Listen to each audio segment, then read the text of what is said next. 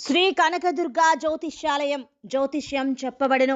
ప్రేమ సమస్యలు, పెళ్లి సమస్యలు, భార్యాభర్తల గొడవలు, విద్య, ఉద్యోగం, వ్యాపారం, కుటుంబ ఆర్థిక సమస్యలు, నరదిష్టి, నరఘోష సమస్యలు, సంతాన సమస్యలు, స్త్రీ పురుష వశీకరణం, గ్రహ సమస్యలు, బాలగ్రహ పీడకలలో ఎటువంటి సమస్యలకైనా 100% పరిష్కారం చేయబడును. అన్ని విషయాలు ఫోటో చూసి ఫోన్లో స్వయంగా చెప్పబడును. గురువు గారికి నమ్మకంతో కాల్ చేయండి. గురూజీ రామరాజు 9300442025. హాయ్ ఫ్రెండ్స్, అందరికీ నమస్కారం అండి. అక్టోబర్ మాసంలో 1వ తేదీ మంగళవారం తిథి నాడు మీనరాశి వారి జాతకులు సాయంత్రం 4 గంటలు దాటాక మీ యొక్క జీవితంలో అయితే ఈ వార్తను అయితే పొందుకోబోతున్నారు. అంతేకాకుండా ఇటువంటి పరిస్థితులు అయితే మీకు తారస పడబోతూ ఉన్నాయి. అసలు ఏం జరగబోతుంది, మీనరాశి జాతకులు ఎటువంటి ఫలితాలు అయితే గోచర రీత్యా పొందుకోబోతున్నారో తదితర పూర్తి వివరాలు అన్నీ కూడా మనం ఈ వీడియోలో సంపూర్ణంగా సవివరంగా తెలుసుకుందాము. అంతకంటే ముందు ఫ్రెండ్స్, వీడియోని పూర్తిగా చూడండి. అప్పుడే మేము ఏం చెప్పబోతున్నామో మీకు అర్థమవుతుంది.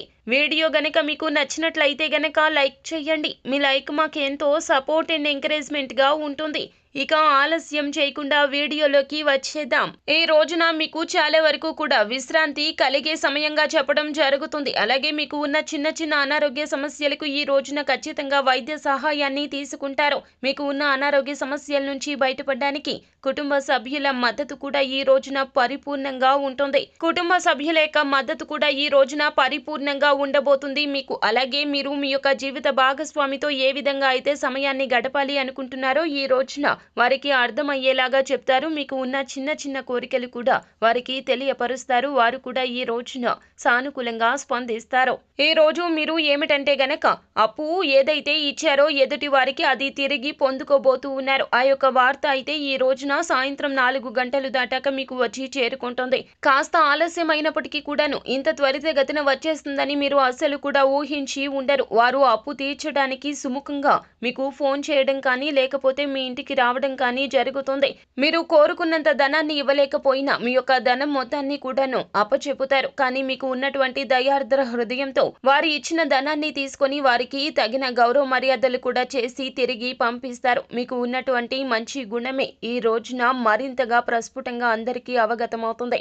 సమాజంలో ఈ రోజున మీకు తగిన గౌరవం పెరుగుతుంది. మీ వద్ద అప్పు తీసుకున్న వారు ఖచ్చితంగా మీ వద్ద అప్పు తీసుకున్న వారు అన్ని రకాలుగా మీకు కృతజ్ఞతలు తెలియచేయడమే కాకుండా మిమ్మల్ని భగవంతుని స్వరూపులుగా కొని అడతారు.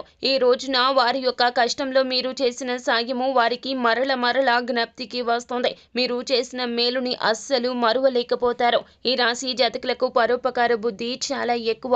కానీ ఈ బుద్ధి వలన కొన్నిసార్లు ఇబ్బందులకు గురి అయిన ఈ రోజున జరిగిన ఈ సంఘటన మిమ్మల్ని మానసికంగా చాలా సంబరపడేలాగా చేస్తుంది. వారి యొక్క అభిమానంతో ఈ రోజున మీ మనసు సంతోషంతో ఉప్పొంగిపోతుంది. అలాగే ఈ రోజున మీ సోదరుడితో లేదా సోదరితో మాట్లాడేటప్పుడు కొంచెం జాగ్రత్తగా ఉండండి. వారితో మాట్లాడేటప్పుడు మీరు ఏ కోపాన్ని కూడా ఈ రోజున వారిపై చూపించకండి. వారికి ఏదైనా సమస్య ఉంటే తీర్చే ప్రయత్నం చేయండి. వారికి ఏదైనా ఇబ్బంది ఉంటే మీరే గుర్తుకు రావాలి. వారితో చాలా ప్రశాంతంగా మాట్లాడే ప్రయత్నం ఈ రోజున చేయండి. మీరు విశ్వసించే వారితో మాట్లాడి వారితో సహకరించండి. వారి యొక్క కష్టం కావచ్చు లేకపోతే మీకు ఉన్నటువంటి కష్టం కావచ్చు, వారితో ఈ రోజున పంచుకునే ప్రయత్నం చేయండి.